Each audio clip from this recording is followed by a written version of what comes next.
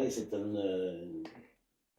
disons que c'est l'accumulation de toutes mes expériences en tant que consultant et aussi des expériences que j'ai de moi-même, de messages que j'ai qui peuvent arriver à n'importe quel moment de la journée. Aussi bien le soir en me couchant que je me relève puis je vais écrire un texte. Ça m'est déjà arrivé en plein milieu de la nuit, me réveiller puis aller écrire un texte sur différentes choses. Les sujets, ben, ils m'arrivent majoritairement par des personnes qui amènent un point avec lequel ils ont un problème ou qui ne comprennent pas. Et on dirait que ça rouvre dans moi certaines informations, parce qu'on dit que la connaissance, on va acquérir la connaissance, mais aussi pour moi, la connaissance est déjà dans le dos. La vraie connaissance, là, de qu'est-ce que notre chemin de vie, de qui on est, même si on ne saurait jamais qui on est vraiment, là, c'est pas ça l'important. C'est de trouver la voie qui va nous mener sur un chemin de compréhension, dépendamment de ta vision de la vie, de ton mode de pensée, à voir de quelle manière tu vois la vie. C'est sûr qu'on n'a pas toutes les mêmes expériences de vie. C'est pour ça que dans ce livre-là, c'est plus généralisé. C'est ça le réveil. C'est des déclencheurs. OK. De l'ouverture de conscience, de prise de conscience.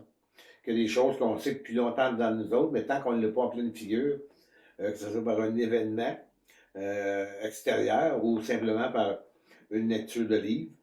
Et puis en même temps, bon, moi, je n'avais pas l'idée que ce soit ce livre-là, c'est Caroline Beauchamp qui a décidé, après avoir lu ces textes-là, qui a décidé que ça pourrait apporter beaucoup à des gens, parce que ça a apporté à elle ces textes-là et les consultations qu'elle venait chercher chez moi.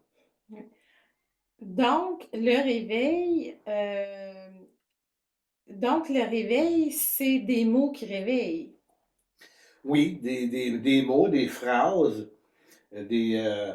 des fois même des expériences déjà vécues par des personnes qui n'ont pas été décodées, parce qu'on sait que tout est codé dans la vie. Si on voudrait savoir qu'est-ce qui se passe vraiment dans notre intérieur, on a juste à regarder à l'extérieur.